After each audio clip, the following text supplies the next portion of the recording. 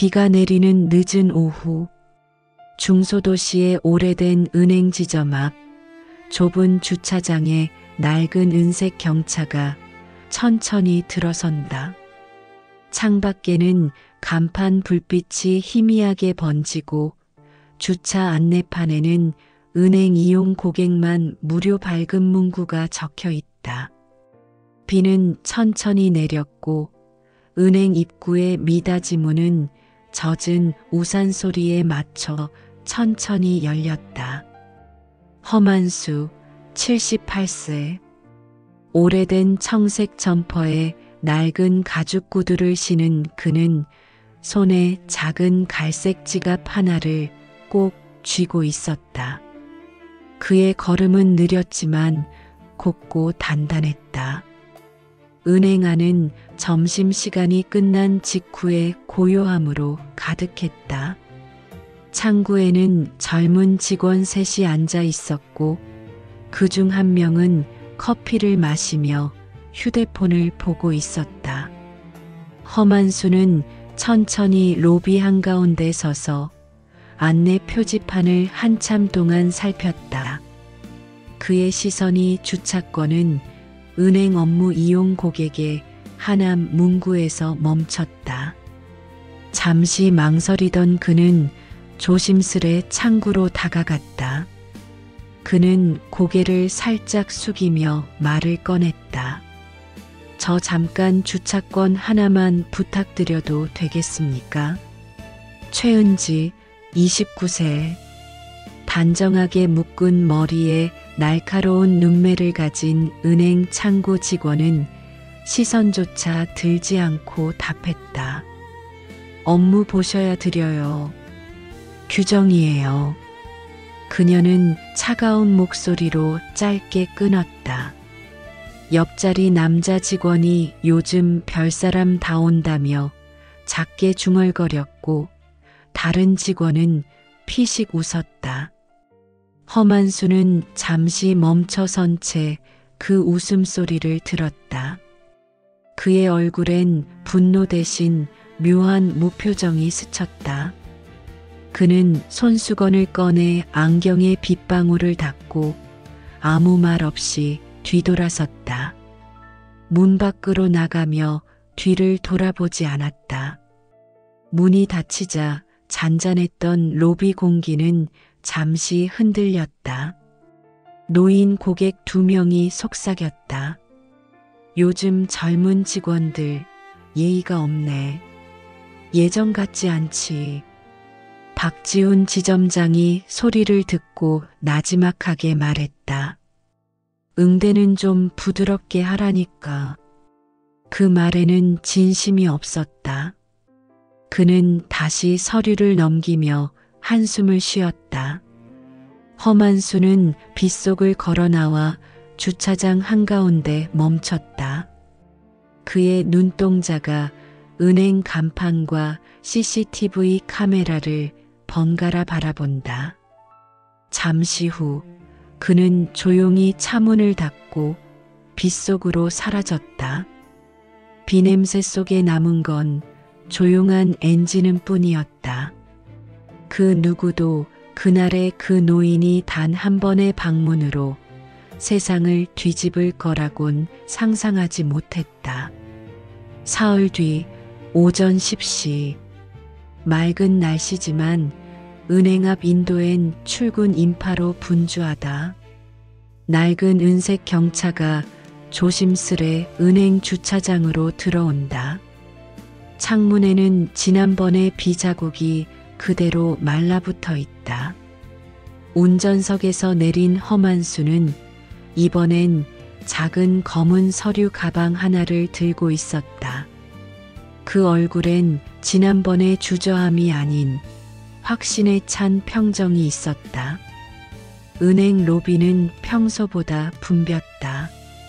퇴직연금 이체, 청약 통장 문의, 전세자금 대출 상담으로 번호표 앞엔 줄이 늘어서 있었다. 대기석에서 노인 2명이 신문을 넘기며 불만을 토로했다. 번호 하나 받는데도 한참 걸려.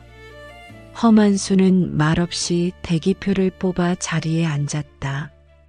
손에 든 번호표 끝이 약간 구겨졌지만 그는 그걸 곧게 펴며 가방을 무릎 위에 올려두었다. 잠시 후 전광판에 번호가 떴다. 54번 고객님, 창구 2번으로 오세요. 그는 천천히 자리에서 일어나 지난번 자신을 쫓아냈던 바로 그 창구로 향했다. 최은지는 그를 보는 순간 눈썹이 살짝 찌푸려졌다. 또 오셨네요. 오늘은 어떤 업무 보시죠? 허만수는 말없이 서류 가방을 열어 여러 장의 서류를 꺼냈다. 서류는 질서정연하게 정리돼 있었고 위에는 고액 인출 및 계좌 이전 신청서라는 제목이 찍혀 있었다. 그녀는 형식적으로 첫 장을 펼쳤다. 그리고 손이 멈췄다. 서류 상단의 계좌번호가 은행 내부 코드 체계와 일치했다. 그 아래에는 본점 특별관리계좌 예금 잔액 2042억 7천만 원이라고 적혀 있었다. 잠시 최은지의 입술이 굳었다. 그녀는 서류를 슬며시 다듬며 미소를 가장했지만 손끝이 떨리고 있었다. 잠시만요, 고객님. 확인 절차가 필요해서요. 그녀는 곧장 자리에서 일어나 지점장실로 향했다. 그녀가 자리를 비우자 주변 직원들이 서로 눈빛을 주고받았다. 한 남자 직원이 그분 또 오셨대라며 농담처럼 말했지만 분위기는 어딘가 묘하게 무거웠다. 허만수는 의자에 등을 기댄 채 조용히 기다렸다. 손끝으로 서류 가방의 잠금쇠를 천천히 닫으며 눈을 감았다. 로비 한켠의 CCTV는 그를 정면에서 비추고 있었다. 최은지는 문을 두드리며 서류를 건넸다. 박지훈 지점장은 형식적으로 첫 장을 펼쳤지만 숫자를 보는 순간 몸이 굳었다. 그의 시선이 즉시 모니터로 향한다. 본사 조회 시스템을 열고 허만수를 입력하자 고객 등급이 붉은색으로 표시됐다. 특급 VIP 그룹 창립 초기 투자자. 박지훈은 숨을 들이마셨다. 박지훈 본점 확인 들어가겠습니다. 절대 실수하지 마세요. 최은지는 고개를 끄덕였다. 그분 지난주에 주차권 때문에 오셨던. 박지훈은 얼굴이 굳었다. 지금은 그런 얘기 꺼내지 마. 로비로 돌아온 최은지는 조용히 고객을 응대실로 안내했다. 직원들 사이에서 뭔가 큰일이 났다는 기류가 퍼졌다. 허만수는 아무 말 없이 일어나 그녀를 따라 걸었다. 그의 발걸음은 여전히 느렸지만 이번엔 주저함이 없었다. 그 순간부터 은행의 공기는 이미 달라져 있었다. 허만수가 안내받은 곳은 은행 내부의 작은 응대실이었다. 투명 유리문 안쪽엔 둥근 테이블 하나와 물병, 그리고 감시용 CCTV가 설치돼 있었다. 평소엔 고액 상담이나 기업 거래를 진행할 때만 사용하는 공간이었다. 허만수가 자리에 앉자 최은지는 차를 가져다 놓고 급히 문을 닫았다. 로비의 소음이 순식간에 차단되며 고요가 깔렸다. 지점장 박지훈은 사무실 문을 닫은 채 본사 직통 전화에 손을 올렸다. 본점 금융본부 맞습니까?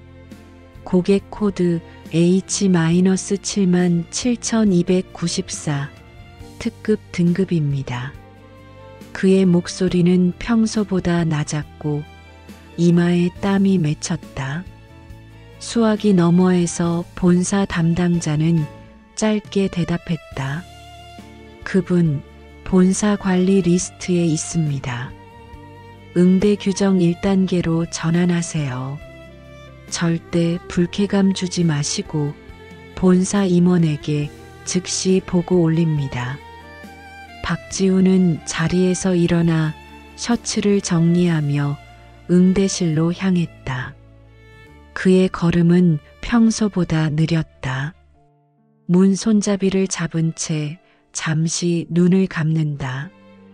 문이 열리자 허만수는 조용히 그의 얼굴을 바라봤다. 고객님, 불편을 드려 죄송합니다. 확인 절차가 길어졌습니다. 그는 허리까지 숙여 인사했다. 밖에서는 직원들이 서로 눈치를 보며 웅성거렸다. 저 사람 진짜 큰손이래. 설마 경차 타는 분이? 지점장님이 직접 모시잖아. 소문은 빠르게 퍼졌다.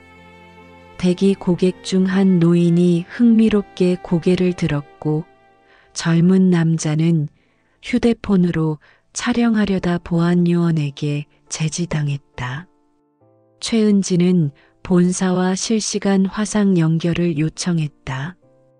화면에 나타난 본사 임원은 무표정한 얼굴로 말했다.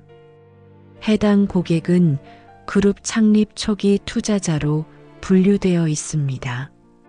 신속히 처리하시고 절대 언론 노출 금지하세요. 그 말 한마디에 모든 직원의 얼굴빛이 바뀌었다. 박지우는 떨리는 손으로 물병 뚜껑을 열어 잔을 채웠다. 허만수는 조용히 그 물을 한 모금 마시고 고개를 끄덕였다. 그는 필요한 인출 금액을 메모지에 적어 건넸다. 이 정도만 찾으면 되겠습니까? 그의 목소리는 담담했지만 방 안의 공기는 묘하게 팽팽했다. 박지우는 손으로 땀을 닦으며 물론입니다. 고객님. 바로 준비하겠습니다. 라며 자리에서 일어났다.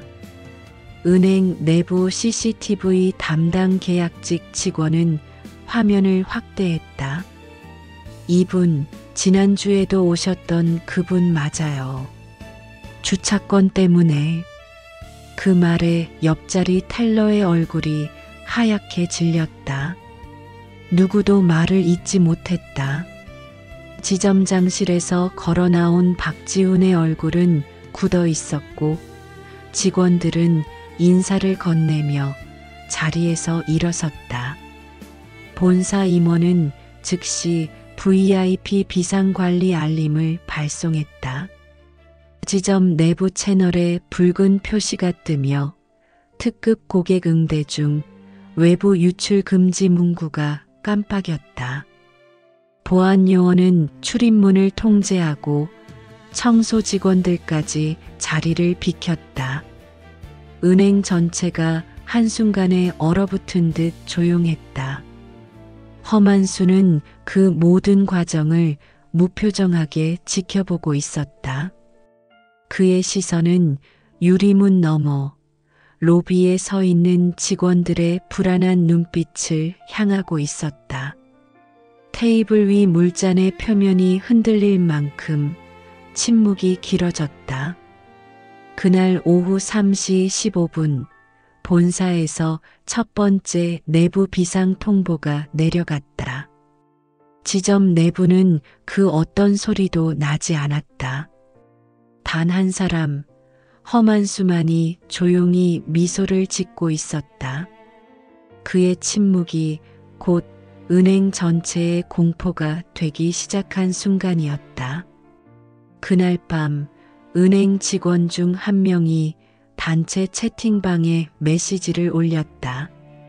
오늘 그 특급 고객 경차 타고 왔대. 진짜로 2천억 있대. 단 몇 시간 만에 그 이야기는 지역 커뮤니티 게시판으로 번졌다. 익명 계정은 로비에서 봤다. 직원들이 식은땀 흘리더라 같은 목격담을 쏟아냈다. 다음 날 오전 6시 포털 뉴스에는 경차 타고 온 2천억 자산가라는 제목이 상단에 올랐다. 은행명은 가려졌지만 지역과 건물 구조가 노출되면서 특정 지점이 순식간에 밝혀졌다. 출근길 지점 앞엔 방송국 차량 2대와 기자 여러 명이 대기했다. 로비 창문 너머로 카메라 렌즈가 들이대졌고 경비원은 급히 블라인드를 내렸다. 직원들은 평소보다 일찍 출근해 서로 눈을 피하며 모니터만 바라봤다. 박지훈 지점장은 본사로부터 언론 대응 매뉴얼을 전달받았다. 거기엔 해당 고객 관련 언급 금지, 개인 신상 유출 시 법적 조치라는 경고 문구가 있었다. 하지만 이미 늦었다. SNS에는 직원이 무시했다더라. 주차권도 안 줬다던데? 같은 자극적 문장이 퍼지고 있었다. 지점 전화벨이 쉬지 않고 울렸다. 거기 그런 식으로 고객 대하냐? 어르신을 그렇게 무시했다며? 하루 만에 항해 전화만 200통이 넘었다. 최은지는 로비 안쪽에서 머리를 감싸쥐고 있었다. 손끝이 떨렸고 아무리 지워도 휴대폰 알림엔 댓글 캡처가 계속 올라왔다. 예쁘다고 다가오던 고객들한테만 친절했다더라. 노인 차별했다고? 그녀는 얼굴이 하얗게 질린 채 인사팀 호출 문자를 받았다. 오후엔 응대 절차 위반 및 고객 차별 사유로 인사위원회 소환이 결정됐다. 박지훈은 본사 회의에 접속했다. 화면 속 본부장은 표정이 굳어 있었다. 본점 감사팀에서 CCTV 원본 요청했습니다. 내부 징계는 피하기 어렵습니다. 박지훈은 말을 잇지 못하고 모니터를 바라봤다. 그가 고개를 숙이자 회의실 뒤편의 유리창에 직원들이 몰래 서 있었다. 오전 내내 은행엔 고객이 거의 없었다. 유일하게 방문한 한 노인이 창구 앞에서 말했다. 그때 그 어르신 참 억울했을 거야. 나도 주차권 때문에 싸운 적 있거든. 그 말에 창구 옆에 있던 직원들이 잠시 서로 눈을 마주쳤다. 짧은 침묵 후 직원 한 명이 슬며시 자리에서 일어나 로비 안내문을 바꿔 달았다. 고객 응대 시 업무 여부와 관계없이 주차권을 제공합니다. 점심 무렵 포털 실시간 검색어에 허만수 경차 자산가 은행 무시 논란이 동시에 올랐다. 지점장은 기자들의 전화를 모두 거절했지만 이미 기자단은 영상을 확보했다. 보안 요원이 유출된 CCTV 일부가 온라인에 떠돌고 있다고 보고했다. 본사 감사팀은 급히 지점으로 내려왔다. 직원들은 고개를 숙이고 아무 말도 하지 않았다. 그날 오후 허만수는 아무 말 없이 집무실에 있었다. 신문을 펼쳐보니 자신의 사진 대신 경차로 온 2천억 노신사라는 문장이 굵게 박혀 있었다. 그는 잠시 미소를 지으며 신문을 접었다. 이 정도면 됐겠지. 그의 눈빛은 이미 다음 수를 그리고 있었다. 언론 보도가 나온 지 일주일이 지난 오후 도심의 한 공증사무소. 창문 너머로 늦겨울 햇살이 비치고 테이블 위에는 계약서 뭉치와 도장이 가지런히 놓여 있다. 허만수는 짙은 회색 코트를 입고 앉아 있었다. 그의 앞에는 부동산 중개업자 나영석과 공증 담당 변호사가 자리했다. 허만수는 조용히 계약서를 한 장씩 넘기며 금액과 주소를 확인했다. 은행 지점 입점 건물 총 매입가 156억 원. 그 금액은 그의 통장 잔고의 극히 일부에 불과했다. 부동산 중개인 나영석이 묻는다. 진짜로 저 건물 사시려는 겁니까? 거기 시끄럽던데요. 허만수는 고개를 끄덕이며 서명란에 도장을 꾹 찍었다. 공증 변호사가 계약서를 봉인하며 말했다. 이 서류가 접수되면 소유권 이전까지 일주일이면 충분합니다. 허만수는 짧게 그럼 그렇게 하지요. 라고 답했다. 그의 손끝은 단 한 번도 떨리지 않았다. 계약이 끝나자 그는 즉시 휴대폰을 꺼내 본인 명의 계좌에서 대금을 이체했다. 잠시 후 본사 거래 서버에 156억 원 이체 기록이 떠올랐다. 거래 은행명은 바로 자신이 무시당했던 그 은행이었다. 시스템 담당 직원이 금액을 보고 놀라며 이체자 성명 허만수 라고 중얼거렸다. 이름 옆엔 붉은색 경고문이 떴다. 특급 고객 본사 통보 필요. 본사 재무팀은 즉시 상황을 파악했고 지점에 연락이 갔다. 지금 허만수 고객님 명의로 지점 건물 매입 거래가 확인됩니다. 사실입니까? 박지훈 지점장은 아무 대답도 하지 못했다. 오후 4시 허만수의 경차가 은행 주차장으로 들어왔다. 직원들은 창밖을 보며 숨을 죽였다. 그가 천천히 걸어 들어오자 로비 전체의 대화가 멈췄다. 이번엔 안내 직원이 먼저 다가와 허리를 숙였다. 어서 오십시오, 고객님.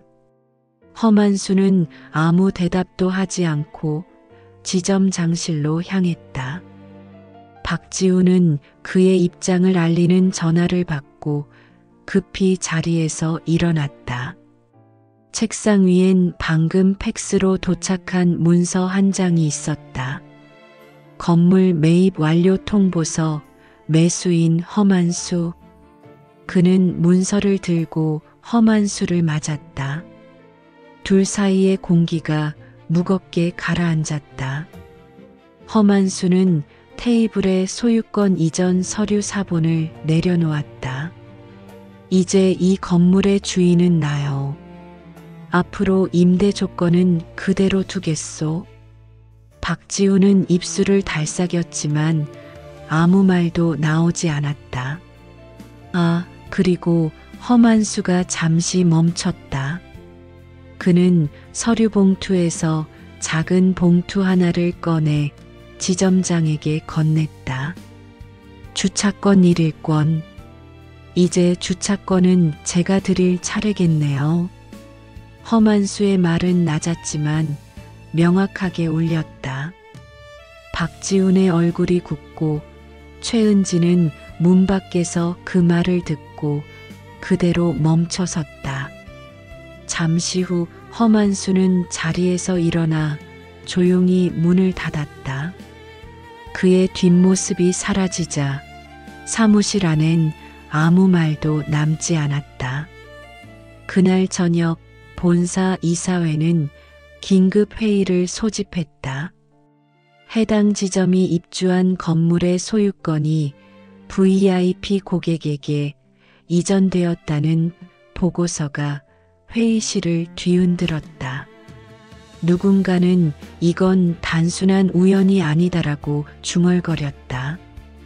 그러나 허만수는 이미 모든 절차를 마친 뒤였다. 그의 복수는 소리 없이 완성되고 있었다. 다음 날 오전 본사법무팀 긴급회의실. 큰 화면에 한 문장이 뜨고 있었다. 은행 지점 입주 건물, 매입자 허만수. 법무팀장과 부행장, 홍보실장이 한자리에 모였다. 방 안의 공기는 싸늘했고 아무도 먼저 입을 열지 못했다. 법무팀장은 서류를 넘기며 말했다. 매각 절차상 하자 없습니다. 완전한 소유권 이전입니다. 부행장은 이를 악물었다. 결국 우리가 입주비를 내는 건물의 주인이 고객이라 이거군. 회의 테이블 위엔 언론 보도, 캡처와 여론 그래프가 빼곡히 놓여 있었다. 검색량은 폭등했고 댓글엔 통쾌하다, 저런 은행 망해야지 같은 문장들이 넘쳐났다. 홍보실장은 중얼거렸다.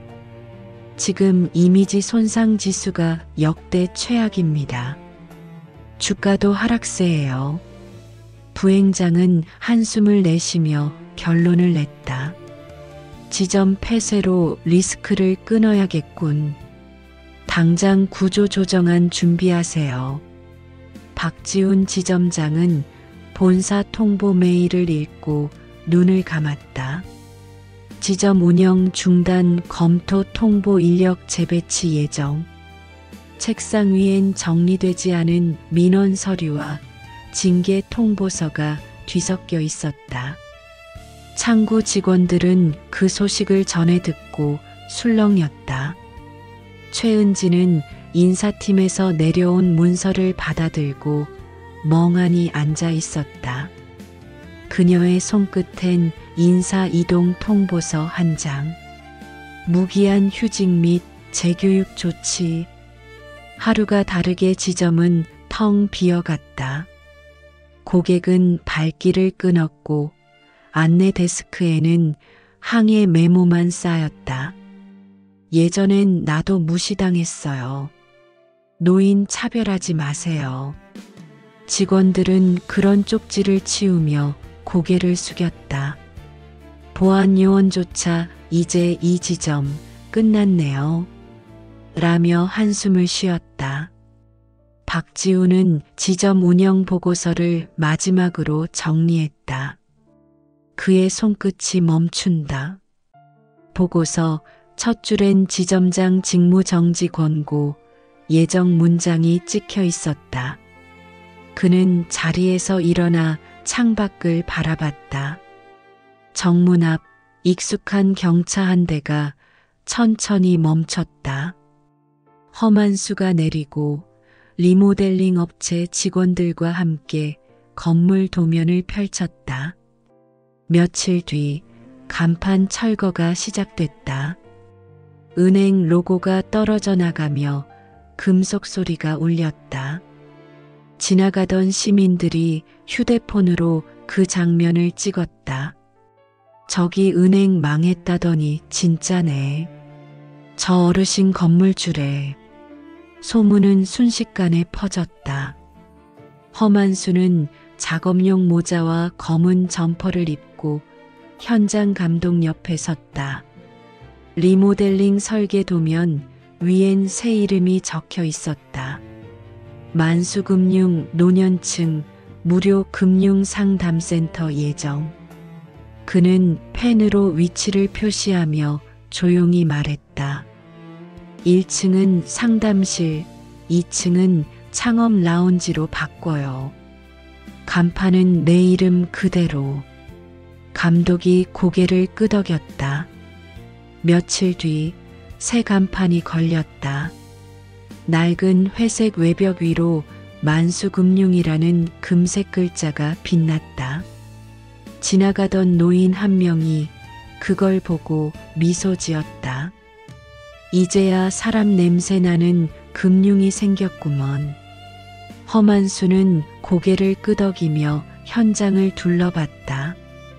그의 눈빛에는 복수의 통쾌함보다 오래 눌러왔던 자존심의 회복이 담겨 있었다.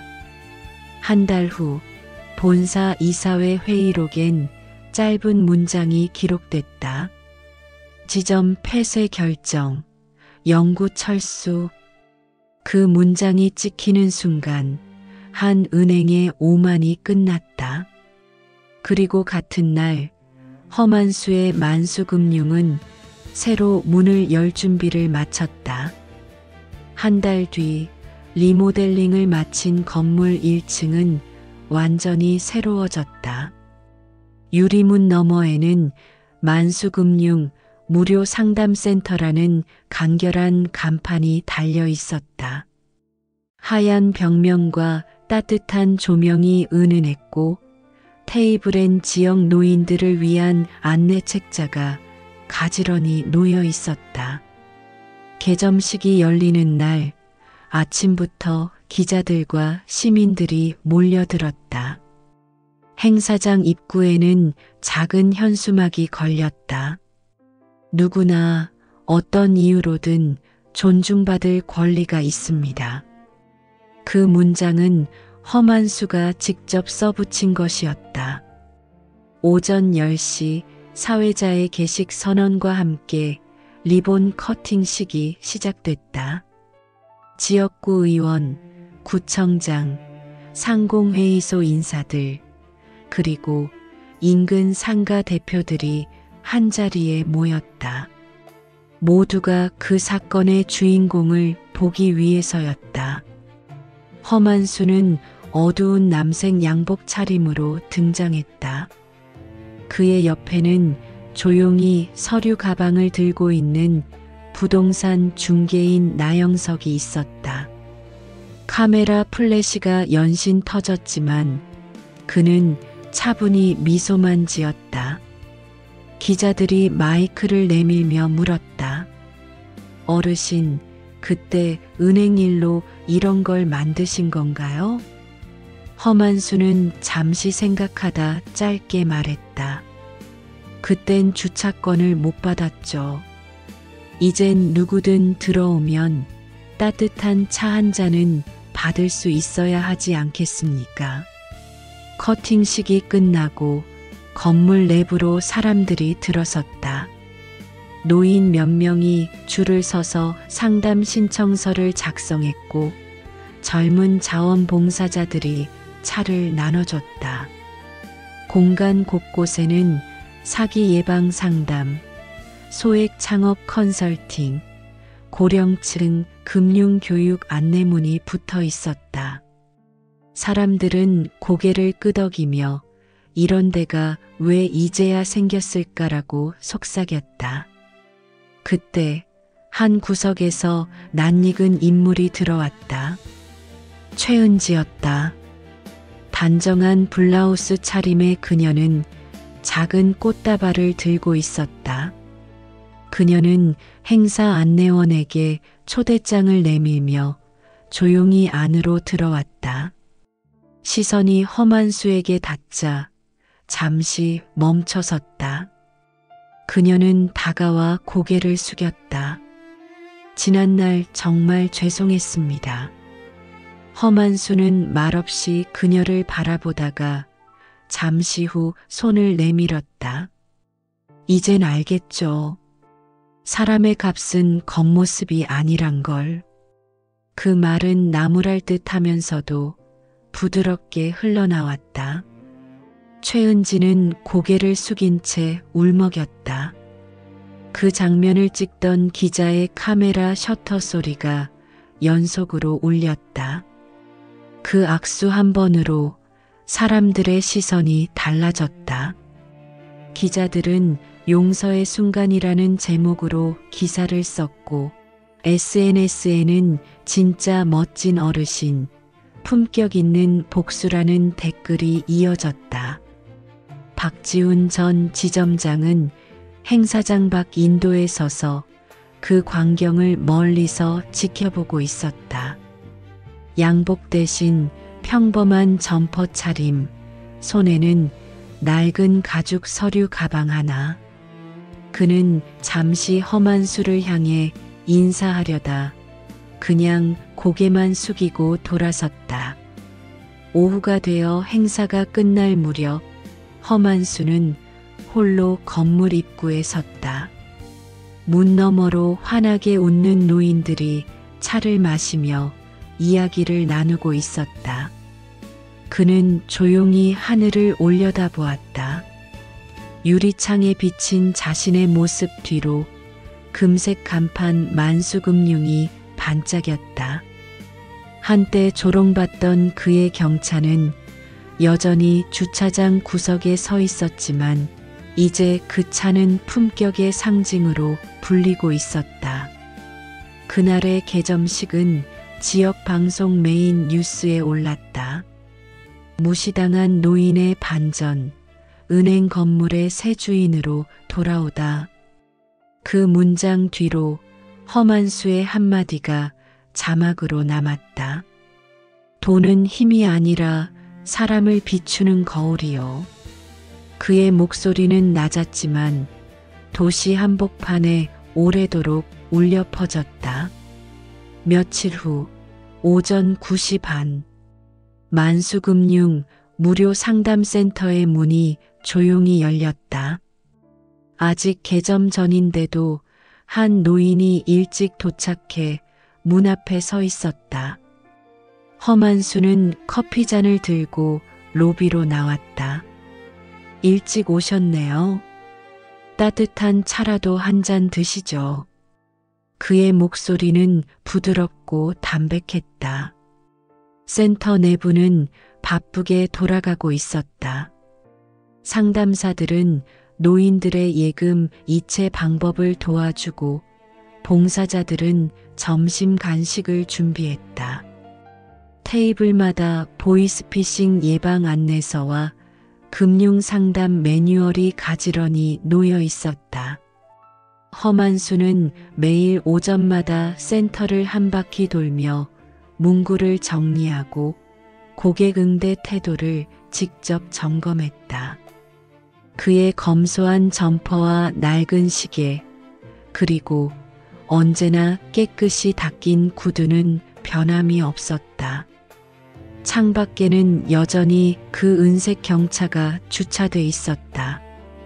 차체에는 세월의 흠집이 남아 있었지만 누구도 그것을 초라하게 보지 않았다. 직원들은 그 차를 초심의 상징이라 불렀고 방문객들은 사진을 찍고 SNS에 올렸다.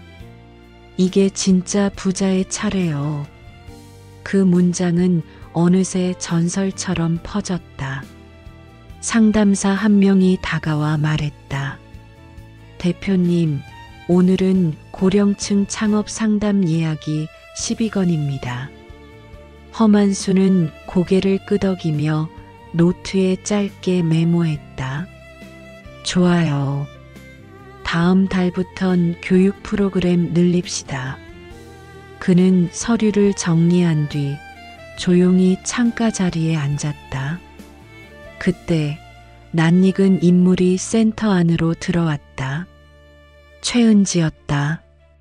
이번엔 고객으로서 그리고 배우는 사람으로서 찾아왔다.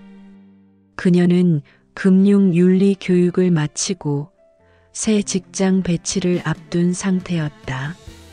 그녀는 조심스레 인사했다. 대표님, 다시 뵙네요. 이번엔 많이 배우러 왔습니다. 허만수는 고개를 끄덕였다. 그럼 잘 왔습니다. 이젠 남한테 먼저 따뜻하게 건네주는 법을 배우면 됩니다. 그 짧은 대화 후 최은지는 다른 상담사들과 함께 업무를 돕기 시작했다. 그녀의 눈빛엔 지난날의 자만 대신 차분한 책임감이 서려 있었다. 허만수는 멀리서 그 모습을 지켜보며 미소를 지었다. 창가로 비치는 햇살이 그의 얼굴을 비추고 커피잔 위로 하얀 김이 피어올랐다. 점심 무렵 기자 한 명이 찾아왔다. 허 회장님, 요즘도 경차 타고 다니십니까? 그는 웃으며 대답했다. 그럼요. 돈이 많다고 도로가 넓어지는 건 아니잖아요. 기자는 웃었고 카메라 셔터를 눌렀다. 그 짧은 인터뷰는 그날 저녁 뉴스에 실렸다. 한때 무시당한 노인, 지금은 모두의 선생이 되다. 해가 저물 무렵 허만수는 텅 빈 상담실을 정리하고 불을 껐다. 밖으로 나와 하늘을 올려다보니 금빛 간판이 석양을 받아 반짝이고 있었다. 그는 경차 문을 열며 잠시 멈춰섰다. 돈은 사람을 높이지 않지. 다만 그 사람을 얼마나 낮출 수 있는가를 보여줄 뿐이야. 그의 입가에 잔잔한 미소가 번졌다. 엔진이 천천히 울리며 불빛이 켜졌다. 도로 위를 달리는 작은 경차 한 대, 그 안에서 허만수는 조용히 라디오를 틀었다. 흘러나오는 노래는 낡은 듯 따뜻한 멜로디였다. 그날 도시는 평소와 같았지만 한 사람의 품격이 세상을 조금 바꿔놓고 있었다.